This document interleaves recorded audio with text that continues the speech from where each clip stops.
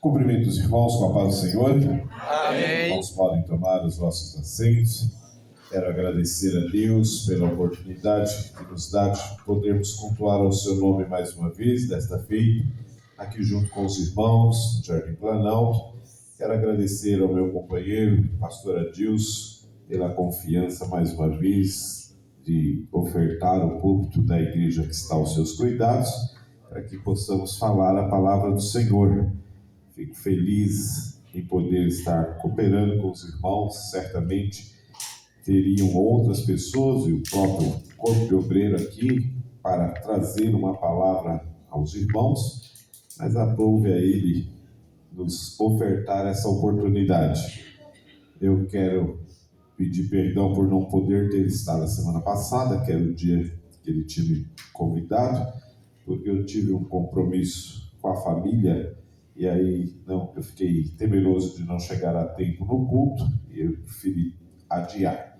Mas Deus tem o seu tempo, né? Certamente que é para que eu estivesse hoje aqui com os irmãos.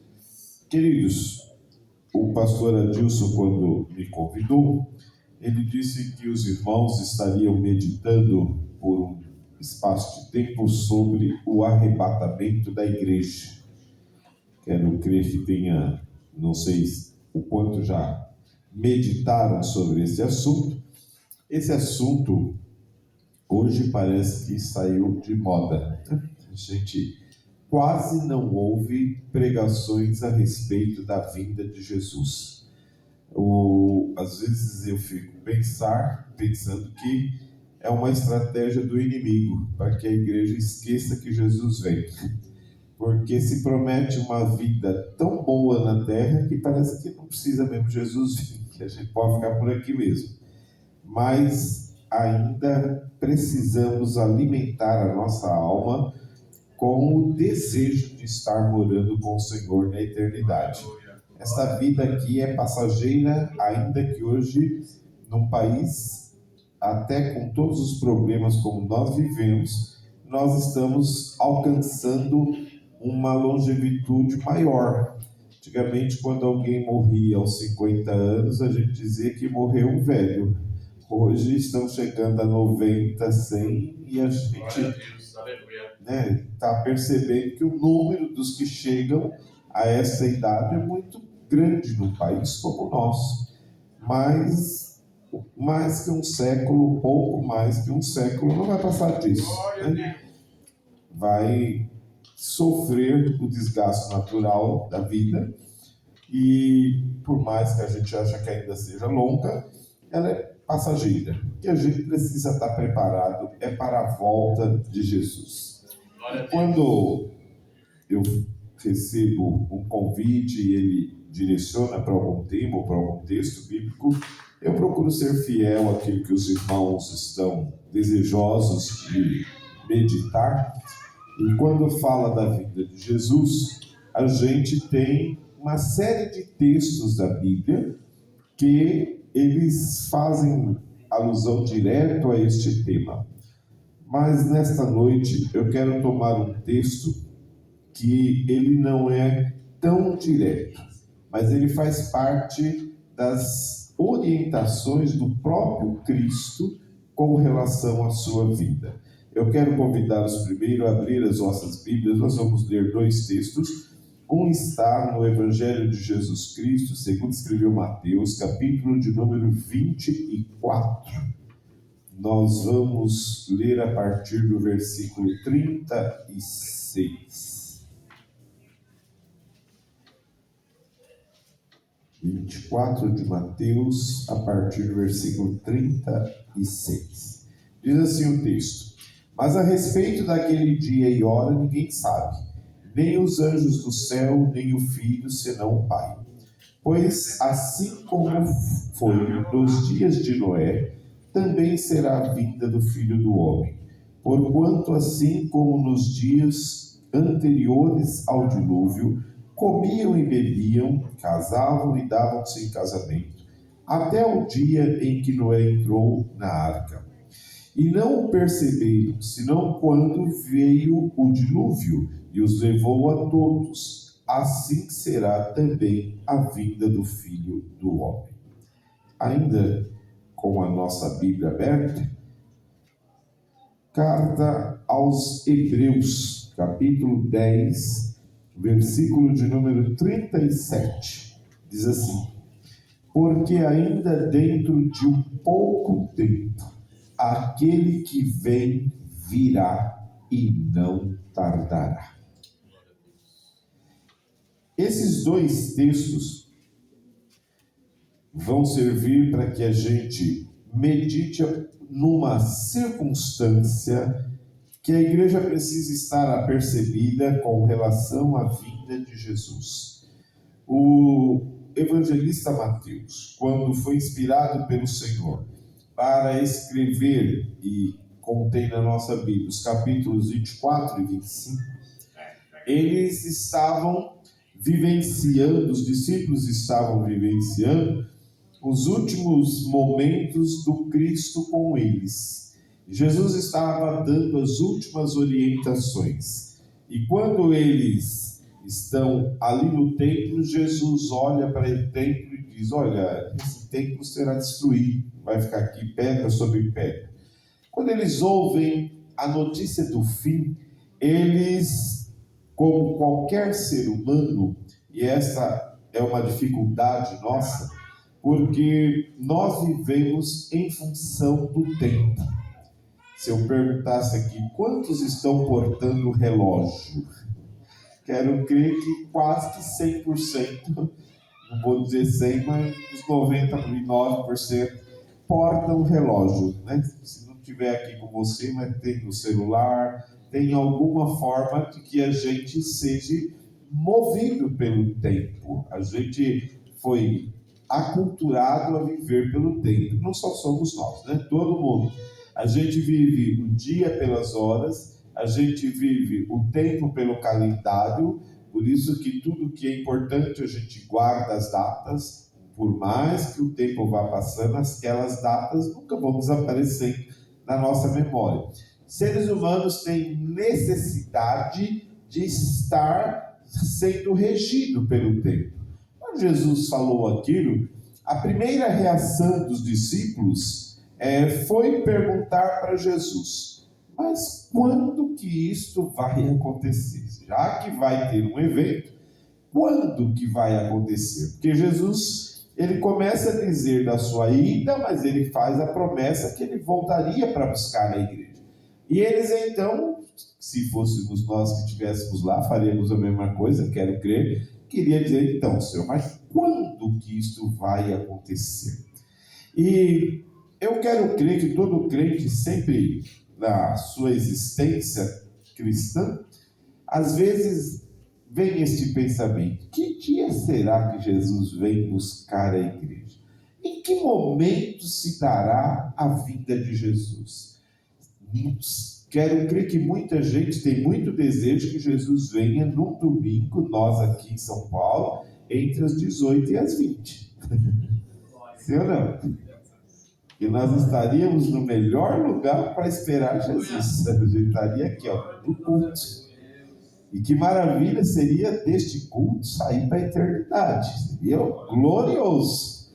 Não é verdade? Se a gente pudesse pedir para ele que dia que ele viesse, nós pediríamos que fosse domingo de noite, né, de tarde. Entre as 6 e as 20, o senhor pode vir. Vai encontrar a gente cantando, a gente orando, a gente lendo Bíblia, a gente na igreja. Seria uma maravilha, né, irmãos? Eu acho que não seria um bom pedido, porque nem sempre todos os que estão no culto subirão. Aleluia. E será muito decepcionante para os que ficar na hora do culto.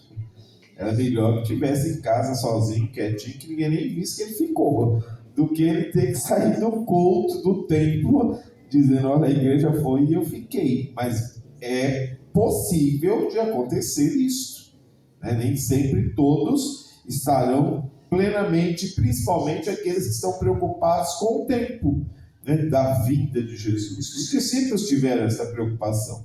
E aí Jesus disse: olha, é o seguinte, não precisa ficar preocupado, primeiro que eu não vou contar para vocês que dia que eu vou voltar. Porque hoje, como humano, eu não sei.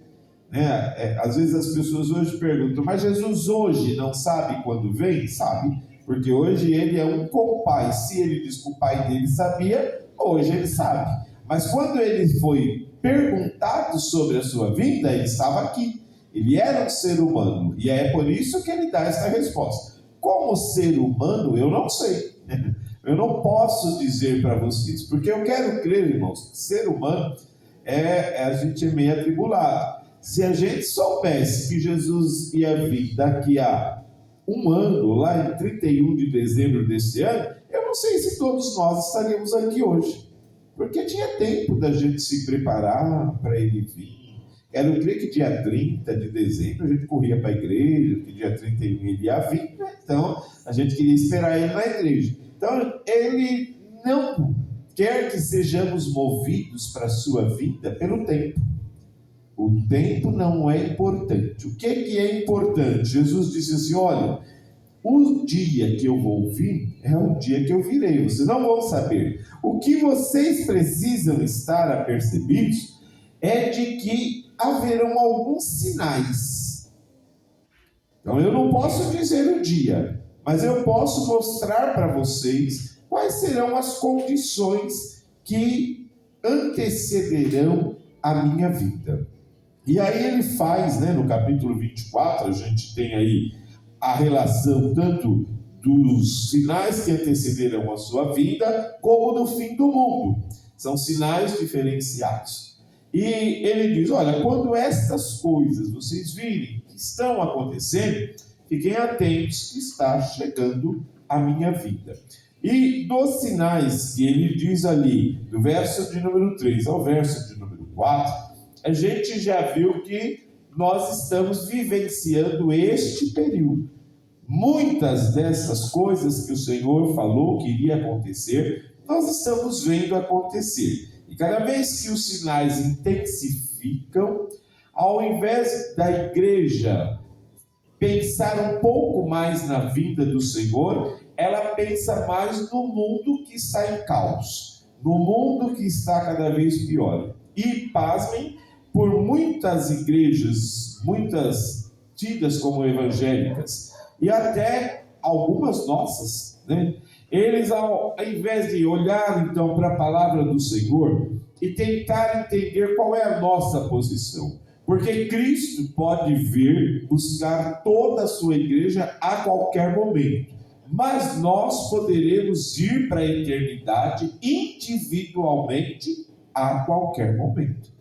Porque na vida do Senhor, ele vem encontrar dois públicos de salvos. Uns que estarão vivos naquele momento e serão simplesmente transformados. Mas tem alguns que já estarão mortos em Cristo e terão que ser ressuscitados para subir para a eternidade. Como a gente não sabe o dia que ele virá e não sabe em qual dos estados nós estaremos, se vivos ou se mortos. Porque também não temos a certeza de quanto tempo de vida nos resta. A gente sabe que está respirando agora, mas eu não sei se termina este culto, como nenhum de nós sabemos. Como a gente vive uma vida em Cristo, a gente sempre tem a esperança da vida. Então, quem vai levantar amanhã de manhã para trabalhar, certamente na esperança de que não vai morrer esta noite, vai pôr o relógio para despertar amanhã na hora que você precisa acordar. Não é verdade? Por quê? Porque a nossa esperança é de vida. Se a gente achasse que ia morrer essa noite, a gente não precisa nem pôr o despertador, Vai morrer mesmo, para que despertar amanhã? Mas como a gente tem esperança de vida, porque Cristo nos deu vida e vida com abundância, todas as noites a gente põe o relógio para despertar na esperança de que vamos acordar amanhã. Viver este momento de vida. Então, os discípulos, quero crer que quando ouviram essa resposta do verso 36, ficaram então dizendo, mas Senhor, nós não estamos vivendo todos estes sinais. O que eu preciso fazer para esperar a vinda de Jesus? E é sobre isso que o Senhor colocou ao meu coração, que a gente medite um pouco. Como crentes em Cristo, Nós não esperamos morte, nós esperamos a vinda de Jesus, embora possa nos achar já morto. Mas como estar preparados? Se a gente perguntasse para a igreja hoje, estamos preparados? Jesus pode vir num culto como este e levar-nos todos, ou levar algum de nós para a eternidade? Teríamos certeza de que estamos preparados para este momento? Vivemos o preparo de irmos embora desta terra? Ou vivemos um preparo de vivermos uma vida boa nesta terra como crentes? Porque muitos púlpitos estão sendo usados e muitas mensagens estão sendo pregadas para que a gente viva bem. Você vai ser vitorioso este ano, né? E aí, pasmem essas campanhas que fazem aí em muitas das igrejas. Você ora 12 dias em janeiro e você vai ter 12 meses do ano de paz, de bênção, de porta aberta. Essas pessoas esqueceram do ano de 2020. 2020 eles fizeram essas campanhas também, como fazem todos os anos. Oraram janeiro 12 dias e tivemos 2 anos de Covid. Oraram 12 dias e tiveram 2 anos de Covid, que matou gente que não foi brincadeira. Porque essas coisas para Deus não existem. Nós não podemos ser crente de um dia, nós não podemos achar que uma ação nossa de um dia vai nos garantir toda a nossa eternidade. Não, nós precisamos vivenciar uma salvação dia após dia, crendo e com o nosso alvo em ir para o céu, em ser arrebatado no dia da vinda do Senhor. E aí alguns pensam, e hoje a gente ainda ouve alguns dizer, não, nós estamos chegando ao fim, e perto do fim haverá um despertamento, né? Quando Jesus já estiver para vir, ele vai chacoalhar a igreja com um grande despertamento espiritual, e todos nós ficaremos fervorosos, todos nós ficaremos muito crentes, e vamos todo mundo embora para o céu, né? Mas a Bíblia não diz isso. A Bíblia não diz isso.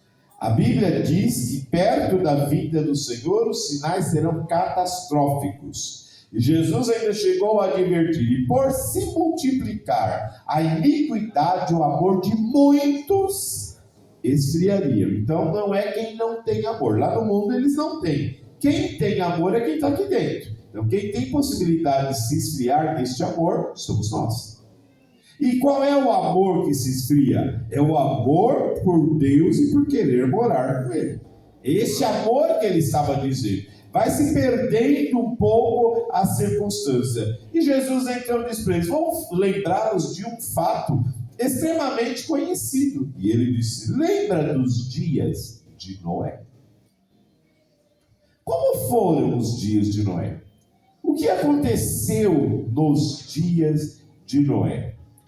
E quando eu leio esse texto, mais uma vez estudei ele para poder estar meditando com os irmãos, a gente tem que voltar lá para o Gênesis, capítulo de número 6, onde a gente encontra o relato dos dias de Noé. Se Jesus disse que nos dias de Noé seria um exemplo para a gente entender e se preparar para o dia da sua vida, o que tinha naqueles dias? Jesus, quando fala com os discípulos, ele faz uma fala até de forma poética, né, podemos assim dizer, porque ele relata alguns fatos da Bíblia. Ele disse: olha, eles comiam, bebiam, casavam-se, davam-se em casamento, né? Então, o que Jesus estava dizendo? Eles viviam uma vida, eles viviam o cotidiano da vida, como nós estamos vivendo, irmãos. Cada um tem o seu cotidiano. Amanhã é segunda-feira, cada um terá um tipo de segunda-feira. Cada um terá atividades completamente diferentes, e que todas as segundas, quem sabe, a gente tenha a mesma rotina. Então, como o mundo vive numa rotina, numa constante mudança de dias em dias, né, a gente também, como crentes, vivemos isso. E os dias de Noé também eram assim. Mas nesses dias de Noé, quando eu voltei a olhar esses textos do capítulo 6 em diante, que nos conta os dias de Noé, o Espírito me levou a pensar que naqueles dias tinham dois tipos de públicos. Tinha um público totalmente corrompido, que a Bíblia diz que Deus chama Noé e fala: Noé, toda a terra está corrompida. Era como se Deus tivesse olhado para a terra e disse: olha, eu vou destruir todos, porque não tem nada bom nesta terra. Mas ele não podia perder o seu plano de salvação da humanidade. Ele tinha se comprometido com Adão, lá como está registrado em Gênesis 3 e 15. Ele disse: Adão, você pecou, mas eu vou fazer nascer um outro ser humano que vai resolver o problema da humanidade. Ele vai salvar a humanidade do pecado. Então Deus não podia perder isto de foco. Então ele olha, ele diz: não, então eu estou vendo Noé. Tem uma pessoa ali que me serve. Tem uma pessoa que não está corrompida. E eu louvo a Deus que por mais que o mundo esteja em caos, que o mundo esteja sob a hoste maligna do pecado, Deus ainda olha do céu à terra e encontra uma igreja. Aleluia. Ainda encontra alguma coisa boa, que ele pode dizer: olha, um dia eu vou destruir toda a humanidade, mas antes eu tenho uma igreja que o meu filho comprou com seu sangue. Alguém que ainda espera morar conosco. Seres humanos que um dia nasceram pecador, mas aceitaram uma grande salvação. E por aceitar essa salvação, eles têm direito de morar na eternidade conosco. Então esses dois públicos existiam. E com atitudes bastante diferentes uma da outra. Um público era um dos corrompidos. Toda a humanidade estava corrompida. E como vivia aquela humanidade? Eles viviam o seu dia a dia. De repente aparece alguém pregando uma novidade. Pregando uma coisa que ninguém nunca tinha visto. Que ninguém nunca tinha experimentado. Aparece Noé dizendo: olha, Deus falou para mim que vai mandar um dilúvio e vai matar todos os seres humanos da terra. Ora, irmãos, segundo os melhores estudiosos da Bíblia e dos tempos antigos, ainda não havia chovido sobre a terra. Ninguém nunca tinha visto chuva. Aí Noé diz que a primeira chuva que vai acontecer é uma chuva tal que vai matar todo mundo. Como acreditar nisso? Como eu acreditar numa mensagem dessa? Os seres humanos estavam totalmente corrompidos. E agora vivendo o seu dia a dia natural, como se a terra fosse o único lugar de habitação. Como viver na condição de pecado era uma coisa natural. Eles estavam conformados com a sua situação. Vem um pregador e diz: vai chover. Que é chuva? Não sei, eu também nunca vi. Mas o Deus falou para mim que vai chover. Deus é tão misericordioso, e as crianças cantaram da sua grandeza.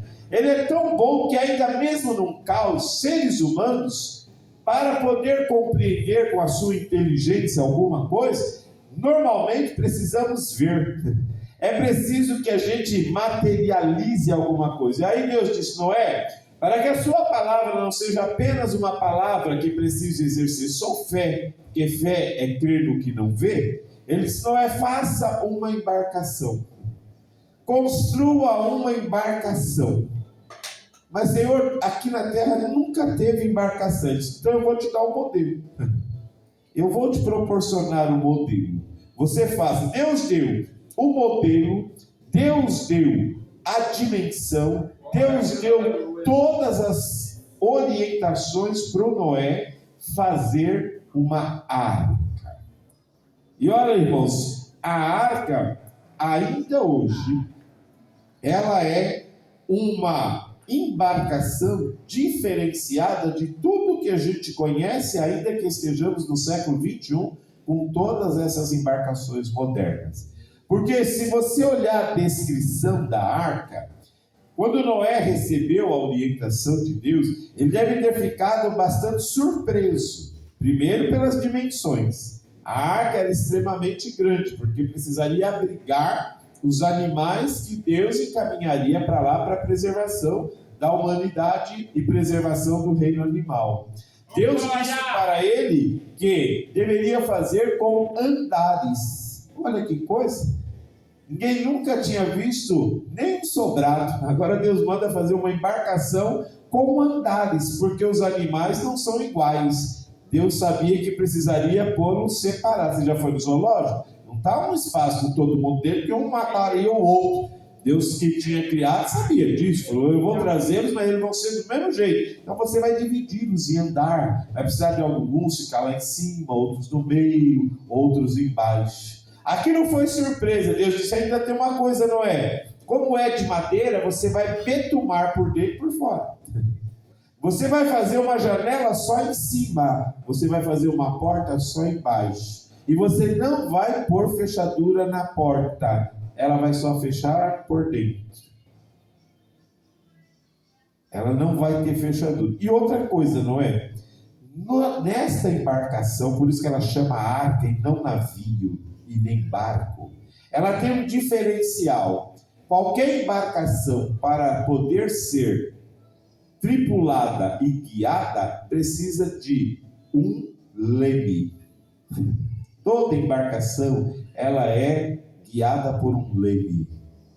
Senão você não consegue mantê-la em direção a lugar nenhum. Na descrição de Deus não tem leme.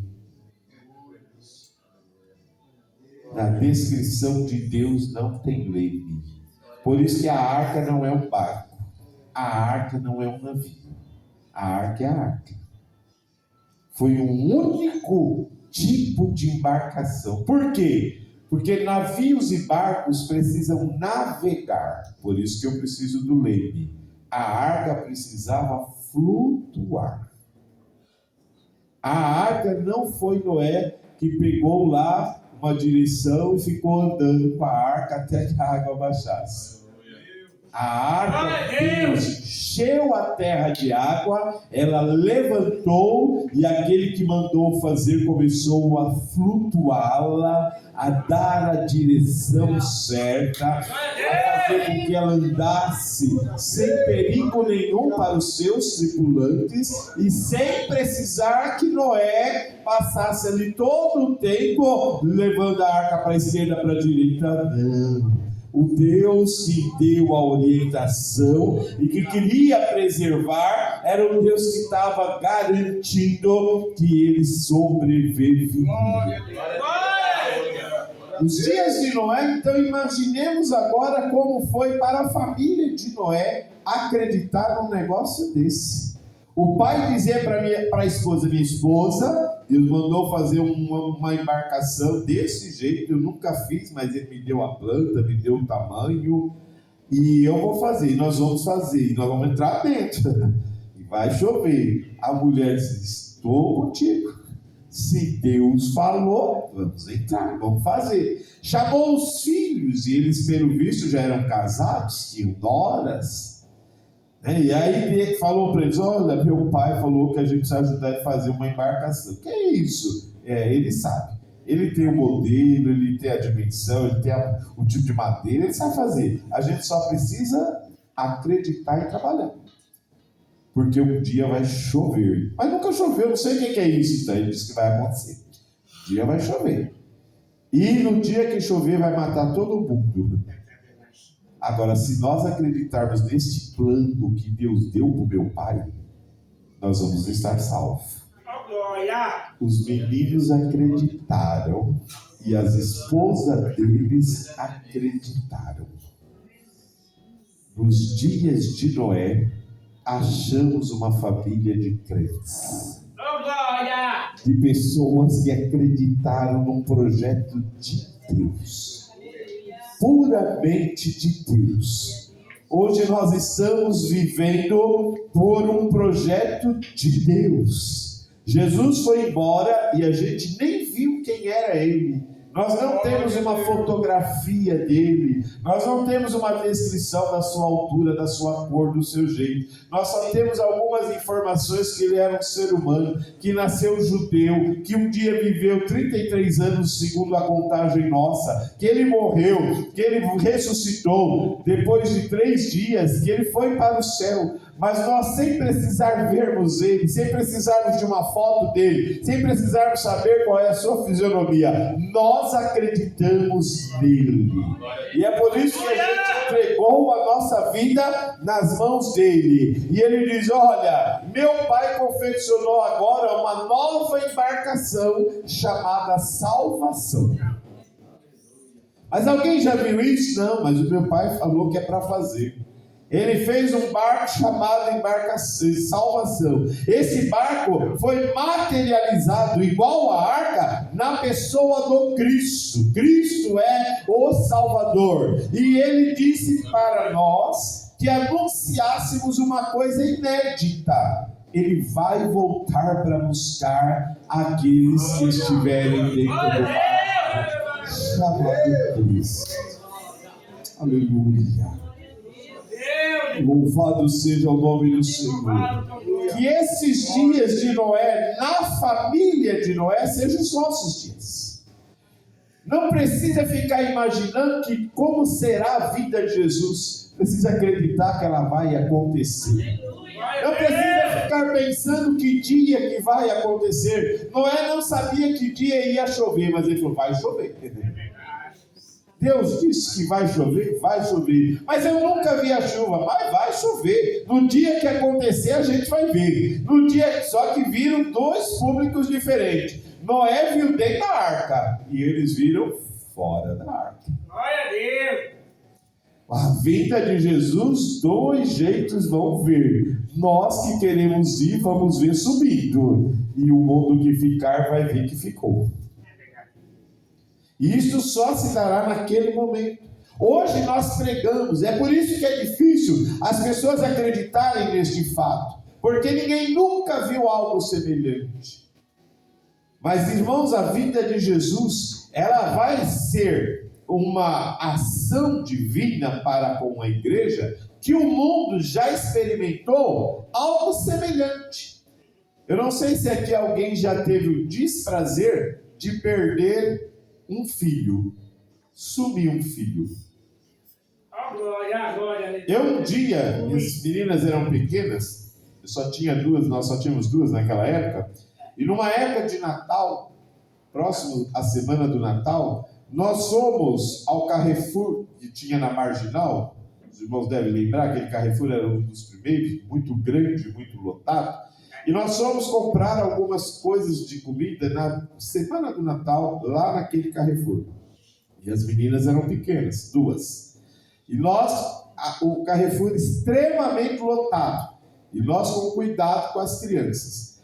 E de repente, numa daquelas ruazinhas de dentro do mercado, minha esposa virou para um lado para pegar alguma coisa na prateleira, e eu com as 2 próximas a mim. Eu virei para ver o preço de alguma outra coisa. Quando eu virei, só tinha uma menina. Minha esposa virou e falou: cadê a menina? Cadê a Amanda? Eu falei: estava com você. Ela falou assim: não, estava com você, estava perto de você. Foi uma questão de segundos e a gente não viu mais a menina. O mercado lotado de pessoas. A sensação foi horrível. E na hora, a gente falou para quem ficou: fique parado aqui. E eu corri para um lado da ruazinha, ela correu para o outro. Fomos na rua para frente, fomos na rua para trás. Voltamos no lugar e a menina tinha desaparecido. Na hora, a sensação, irmãos, é a coisa mais dolorosa. Não sei se alguém já passou coisa semelhante. E na hora eu falei para minha esposa: alguém pegou a criança e nós estamos na Marginal. Eu falei: fica procurando aqui dentro, que eu vou correr para o portão. Porque se alguém sair com ela com o carro, eu vou ver. E eu saí desesperado e fui para o portão do Carrefour para olhar carro por carro que estava saindo, para ver se a menina estava dentro. Foram poucos minutos e minha esposa dentro, apavorada, procurando, tentando achar, e não achávamos. De repente eu escutei pelo alto-falante: pais da Amanda, Damares de Carvalho, por favor, procurem a recepção, que a sua filha está na recepção. Aí nós voltamos, muito nervosos. Minha esposa já quase bateu na menina na hora.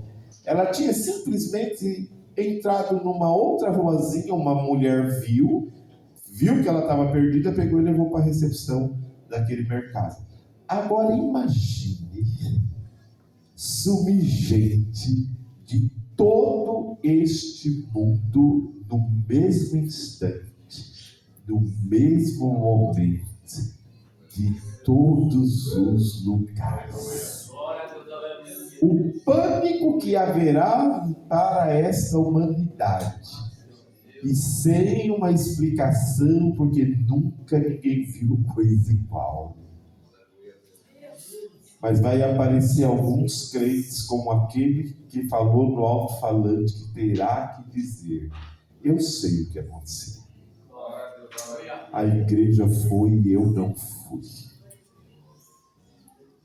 Nos dias de Noé, aquela população que zombou, aquela população que viu Noé construindo a arca e falava: ele é doido, é um velho, onde já se viu, nunca choveu, nunca ninguém precisou de uma embarcação dessa, olha, para que isso?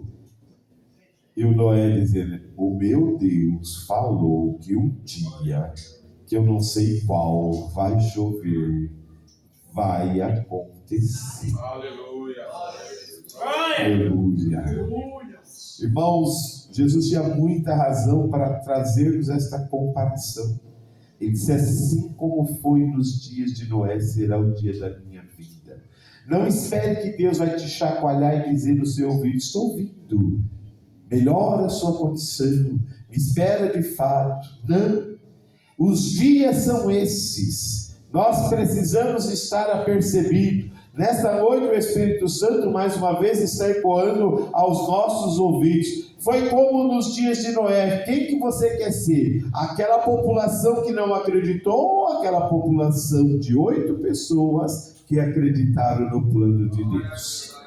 Que resolveram fazer a arca, que resolveram entrar dentro da arca, e o dia que eles entraram, Deus fechou a arca. Não foi Noé, porque certamente alguém bateu na porta quando a água começou a subir. E Noé, que era um ser humano, certamente condoído com aquela situação, se ele pudesse abrir a porta, ele tinha tentado abrir para um conhecido, abrir para um amigo, abrir para um outro parente que estivesse se afogando. Mas Deus tinha dado tempo para aquelas pessoas acreditarem no seu plano de salvação para a humanidade. Eles viram uma arca ser construída, eles viram Noé pregando, eles olharam e viram 8 pessoas que acreditaram naquele plano, mas a incredulidade, o cotidiano, o comer, beber, vestir, casar, dar em casamento, o viver naturalmente, cegou-lhes o entendimento de que havia um plano de salvação de Deus. Aleluia. Nós vamos continuar vivendo todos os dias o nosso cotidiano, mas não esqueça da vida de Jesus. Ele pode vir a qualquer momento. A igreja precisa voltar a acreditar nessa vinda de Jesus, nesse momento glorioso. Que nesta noite o Espírito Santo mexa o nosso interior, não porque vamos ter chave para abrir porta, não porque vamos ganhar para isso, não porque preciso disso ou daquilo. O que nós precisamos é crer que um dia, e como disse Hebreus, mais um pouquinho de tempo e o que há de vir virá, e ele não tardará. Essa mensagem ainda precisa alegrar o nosso coração. Essa mensagem ainda precisa fazer com que a gente glorifique ainda o Senhor. Muito obrigado porque o Senhor fez um barco agora, que não precisa de leme, porque Jesus sabe aonde é que nós devemos chegar. O Espírito Santo está aqui flutuando, como Noé, dizendo: fique firme. Fica firme, nós estamos chegando no ponto final, nós estamos chegando no instante final, Nós estamos chegando no momento da nossa partida para a eternidade. Ah, pastor, nós vamos morrer. Não, nós vamos viver. Nós vamos gozar a vida eterna que Ele nos prometeu. E que nesta noite eu e você possamos estar sentindo ela. Aleluia. A vida de Jesus é real. Como foi nos dias de Noé, assim vai ser a vida do Filho do Homem. Jesus, para convencer a igreja e convencer aqueles irmãos naquele momento, os capítulos 24 e 25, ele faz uma série de advertência. Ele conta várias parábolas que nós as conhecemos. Ele conta, por exemplo, a parábola dos talentos, quando ele diz: olha, eu dei tempo para vocês trabalharem, e um dia eu vou prestar conta. Aleluia. Um dia nós teremos que prestar conta do nosso trabalho. Será lá no tribunal de Cristo. Não são obras que serão repreendidas porque elas foram feitas tão mal que perdemos a salvação. Não. São as obras que nós fazemos na construçãozinha da arca. Aleluia. É na dimensão dele, é com o material dele, é do jeito da planta dele. Capítulo 6 do livro de Gênesis repete 2 vezes: e Noé fez conforme Deus havia falado. Noé foi, irmãos, eu fico imaginando aquela construção. Naquele tempo, Noé não tinha as ferramentas que a gente tem hoje. Noé não tinha a tecnologia que a gente tem hoje. E não podia errar. Você imaginou que Deus mandou as medidas da arca e ele não tinha um instrumento de medida que a gente tem hoje? Como é que ele mediu? Como é que ele conseguiu ser tão preciso? Porque ele resolveu obedecer a Deus. E aí Deus deu uma capacidade tal que ele fez, sem nenhuma ferramenta moderna das que a gente conhece, uma embarcação com a maior perfeição. Com a maior perfeição. O plano da salvação de Deus é muito perfeito. E ele faz algumas advertências para nós. A advertência séria de pensarmos como nos dias de Noé está no capítulo 25, na parábola das 10 virgens. Aleluia. Eram 10 virgens. Eram 10 que tinham candeias. Eram 10 que tinham fogo. Porém, eram 10 que tinham azeite. Eram 10 que dormiram. Porque quando a gente vê a encenação desse texto, as loucas parecem que já nasceram loucas, elas nasceram virgens. O texto é igual para todos, para as 10. O problema é não se atentar no dia que estavam vivendo. Elas estavam vivendo o momento do cotidiano. Aquele ritual era normal para um casamento. Aquele cotidiano era normal. Se você olhar na tradição judaica, o noivo era quem vinha buscar aquelas virgens que não eram noivas. Aquelas virgens, elas acompanhavam o noivo. A noiva ficava esperando o noivo. É diferente da nossa tradição de casamento. Era o noivo que vinha buscar. Por isso que as virgens estavam esperando o noivo, não a noiva. Nós somos ao contrário. O noivo chega primeiro e a gente espera a noiva. É tanto que a noiva tem vestido, a noiva tem ritual, a noiva, todo mundo levanta quando ela chega. O noivo, se nem for no casamento, ninguém nem percebe. Não é verdade? Porque às vezes ele entra pela porta do fundo do ambiente e ninguém nem sabe que ele chegou. Mas é porque a tradição é diferente. Então aquelas moças, elas sabiam do ritual. Qual foi o problema das 5? Foi acreditar puramente no ritual. Então, eu tenho que estar naquele lugar, naquela hora e com esse jeito. Elas foram. Só que houve um episódio que tirou o cotidiano. O noivo tardou. Era culpa delas? Não. Aparentemente o culpado era o noivo. Por que ele atrasou? Elas proveram de tudo o que precisava para que não houvesse atraso.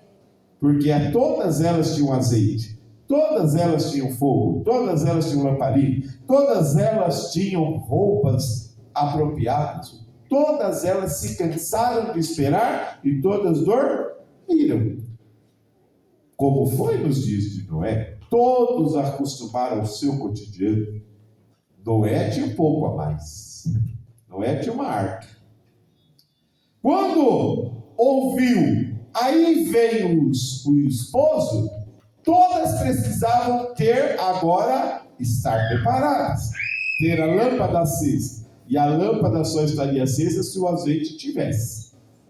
Na hora que elas foram ver, 5, falou, sabe, eu pensei que pudesse acontecer um atraso.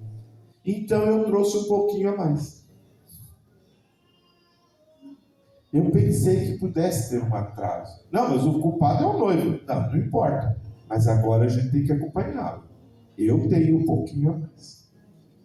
E as que estavam no seu cotidiano? Não, eu só trouxe para o tempo normal. Por isso que eu não tenho. Então empresta um pouco da nossa. Não, eu trouxe só um pouquinho. Eu trouxe só o suficiente para o atraso. Eu pensei no atraso. Sabe uma coisa? Vai comprar. Tem gente que vende. E elas foram? Foram. E eu entendo que elas acharam que vendesse de noite azeite. Devia ter um posto 24 horas, ela sabia onde era que tinha que pudesse comprar. Por que eu entendo isso? Porque elas voltaram. Elas voltaram com o quê? Com azeite. Só que elas voltaram atrasadas. O dia e a hora a gente não sabe. Elas voltam atrasadas. Por que entendemos e podemos afirmar isso? Porque era noite. Como é que elas voltaram? Para aí elas foram no escuro comprar, mas na volta elas voltaram certamente que agora com as lâmpadas todas acesinhas, a gente agora já está resolvido. O problema era o tempo, era atrasada. Aí elas batem na porta, mas a porta já tinha sido fechada. Porque o noivo só levou 5 que estavam devidamente preparadas. Crentes todos dizem que são. Lâmpadas todos dizem que tem. Azeite para o cotidiano todos provêm. O problema é que a gente não sabe o dia nem a hora. E quem sabe eu preciso do pouquinho a mais. Aleluia. Eu preciso do pouquinho a mais. O pouquinho a mais dá para comprar? Dá. Só que se eu for comprar, eu atraso. Se eu for comprar, até vou achar. Porque quando Cristo levar a igreja embora daqui, vai aparecer a hoste satânica, dizendo, sabe que o problema foi o Cristo. Tá vendo? Vocês confiaram no Cristo, e olha aí, o Cristo foi e vocês ficaram. Mas tem um jeito.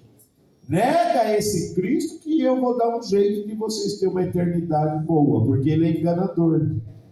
E se possível enganará até escolhidos. Então aqueles que ficaram eram escolhidos. E muita gente está confiado que lá na grande tribulação eu vou conseguir pagar a minha salvação com a minha vida e eu vou conseguir ir para o céu. Meu querido, se você pensa nesse jeito escatológico, eu quero te desestimular nessa noite. Você pode até achar conselho religioso, mas quem vai estar te dando é o anticristo, porque é ele que estará na terra. Glória a Deus. Hoje quem está falando é o Espírito Santo de Deus. É Ele que precisa nos convencer de que nós precisamos estar preparados para subir na vida de Jesus se Ele vier e estivermos vivos, ou se morrermos, estarmos com um pouquinho a mais. Por que um pouquinho a mais precisa para quem morreu? Porque ele precisará ser ressuscitado. Quem estiver vivo não precisa ser ressuscitado, só transformado. Dá para ir só com aquilo que tem de natural. Agora, quem morrer em Cristo precisa morrer sabendo: meu corpo será sepultado no cemitério, mas no dia da vinda de Jesus, ele será ressuscitado, transformado em corpo incorruptível e glorioso, e subirá ao encontro do Salvador. Com relação ao dia que isso vai acontecer, nós não sabemos, não podemos precisar. Mas nesta noite o Senhor está dizendo: olha, fique apercebido. Não seja como aquela população que se corrompeu e se convenceu que o dia a dia é natural. Nós vivemos naturalmente dessa vida, mas não podemos perder o foco. Jesus veio. Durma nesta noite dizendo: Senhor, se o Senhor vier nesta noite, eu quero da minha cama estar no céu. Se Ele não vier amanhã às 5 da manhã, acorde e dizer: Senhor, a minha primeira oração é que eu vou para o meu dia de trabalho, mas se o Senhor vier hoje, me leve lá do meu trabalho, eu quero subir para a eternidade. Se à noite eu tiver que ir para a escola, Senhor, se à noite eu for para a escola, mesmo sentado no banco da faculdade, mesmo sentado no banco da escola, se for o dia da tua vida, é de lá que eu quero subir para a eternidade. Aleluia. Não viva na expectativa do cotidiano e da rotina. Será bom só se ele vier domingo entre as 18 e as 20. Porque muitos poderão estar no culto e ser decepcionados de não estar esperando a vinda de Jesus. Hoje somos movidos aos dias de Noé dos corruptos: casar, dar-se casamento, comer, beber e vestir. As pessoas estão vivendo sob promessas da terra. O Senhor diz que vai me curar, e eu sei que antes da vinda dele eu estarei sadio. Deixa eu lhe dizer: para ir para o céu dá para ir doente, porque doença não entra lá. Aleluia. Doença é só coisa daqui. Eu tenho um problema para Deus resolver. Então, se for para o céu, o problema não precisa ser resolvido, será exterminado. Porque lá não tem problema, lá não tem dor, lá não tem morte, lá só tem gozo, paz e alegria na presença do nosso Deus. Nós não podemos viver alimentados por essas coisas terrenas. Irmãos, nós não somos mais daqui. Nós somos cidadãos do céu. Nós estamos vivendo os nossos momentos de vida aqui. Mas a esperança que Jesus vem, que mais um pouquinho de tempo, mais um espaço de tempo, e o que há de vir virá e não tardará. Aleluia. Você ainda consegue crer na vida de Jesus? Aleluia. Você ainda está esperando Jesus? Ainda tem azeite aí, irmão. E o azeite é para dizer: Jesus, eu preciso viver agora te esperando. Eu preciso viver essa noite se eu estiver te esperando. Eu preciso viver o dia de amanhã. E se eu chegar a 100 anos, eu quero chegar a 100 anos te esperando. Porque, olha, irmãos, é glorioso quando um crente é crente de fato. A minha sogra, ela está com Alzheimer desde o falecimento da minha esposa. Ela se agravou com o falecimento da minha esposa e hoje ela não conhece mais nenhum de nós, ela não sabe o nome de ninguém, mas ela sempre foi crente em Jesus Cristo. Você chega e fala para ela: a senhora ainda está esperando a vinda de Jesus? Sim, meu filho. Ainda espero a vinda de Jesus. Ela não sabe o nome das filhas que tomam conta dela. Mas se você chegar lá e abrir a harpa e começar a cantar um hino, ela canta com perfeição. Às vezes a minha cunhada, para ver a realidade disso, erra o hino. Troca a palavra, muda o ritmo. Ela fala: menina, não é assim.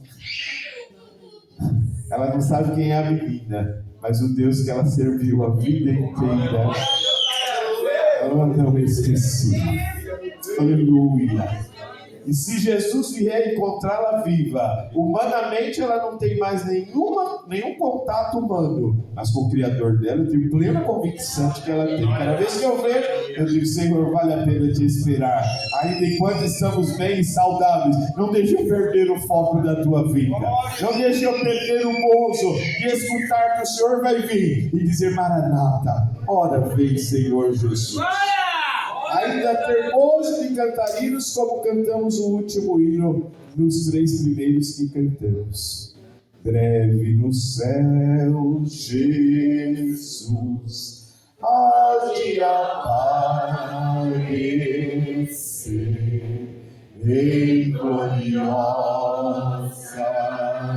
luz. Todos o hão de ver naquele dia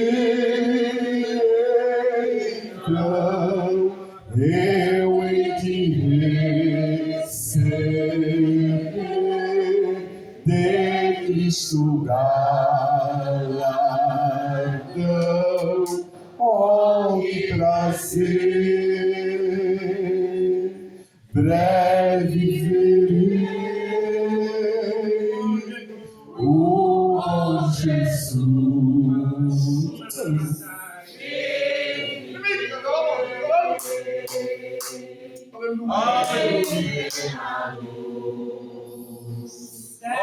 Oi do céu,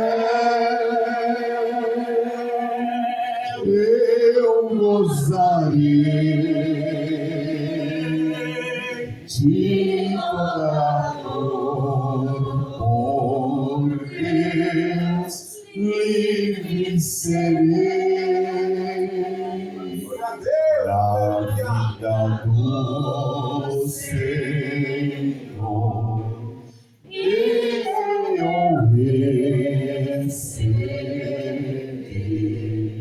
do seu eterno amor, repouso e prazer, diz o meu bom Jesus, vem falado. Aleluia.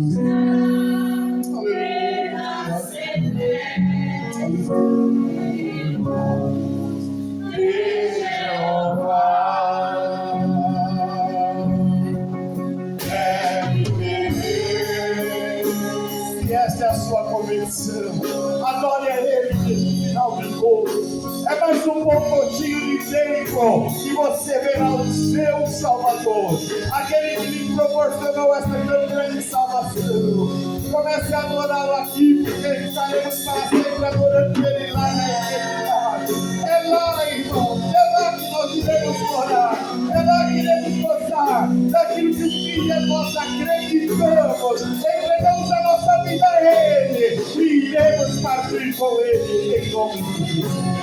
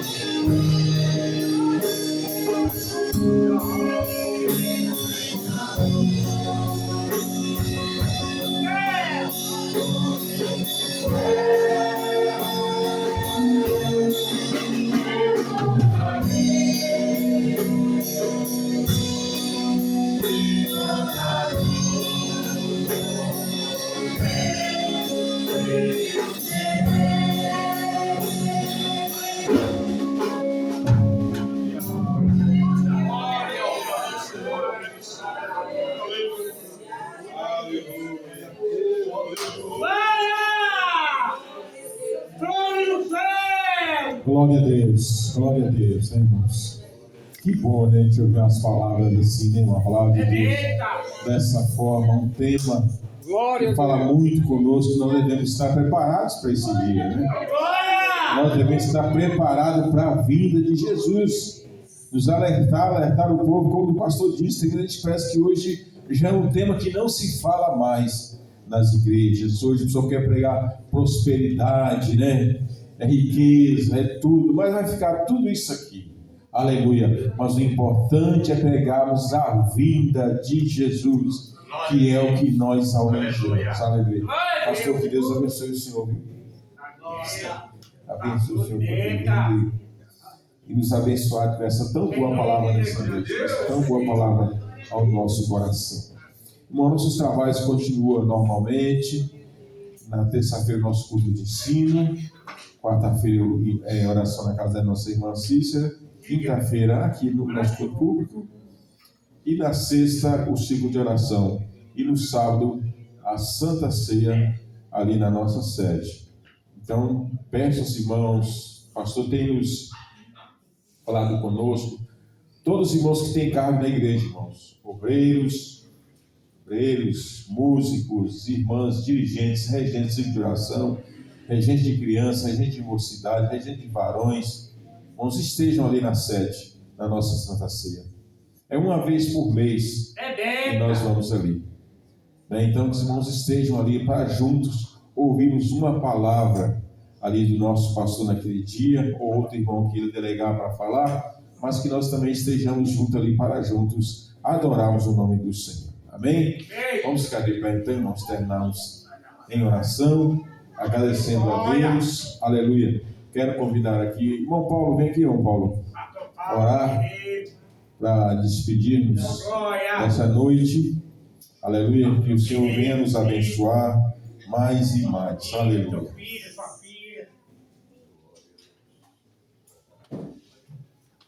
Louvado seja Deus, em nome de Jesus.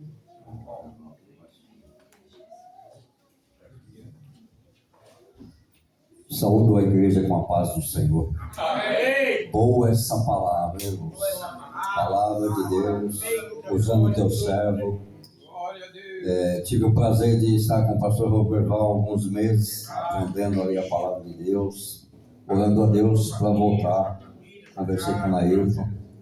E Deus tem um tempo certo. Deus abençoe essa semana. E que Maranata, ora venha, Senhor Jesus. Soberano e eterno Deus, graças te damos por esses poucos momentos que estamos aqui, Senhor. Temos a certeza, Senhor, que tu nos dás, Senhor, porque tu prometeu que vem buscar a igreja, que vem buscar o teu povo, Senhor. Tu conhece cada coração, tu conhece cada vida, Senhor. Despede-nos em paz agora, Senhor. Leva para os nossos lares. Nos livra, Senhor, do homem mau. Nos livra de pessoas mal intencionadas, Senhor. Cuida de nós nessa semana, Senhor. Cuida de nós, dos nossos familiares, Senhor. Salva cada um deles, Senhor. Nós oramos, Senhor, assim como tu nos alcançaste, tu nos escolheste, Senhor. Eu creio, Senhor, que tu tens salvação nos lares, como tem no meu, como tem no de todos os irmãos aqui presentes. Despede-nos em paz, uma semana abençoada, uma semana na tua presença todos os dias. Saímos daqui, Senhor, mas temos a tua presença, porque tu disse que está conosco todos os dias. Nós te agradecemos, nós te louvamos por tudo, em nome do teu Filho amado, nosso Senhor e Salvador Jesus Cristo. Amém. Que a graça de nosso Senhor e Salvador Jesus Cristo, o amor de Deus Pai, a comunhão e a doce consolação do Espírito Santo sejam com todos nós e possamos dizer: Amém. Amém. Está terminado em nome de Jesus.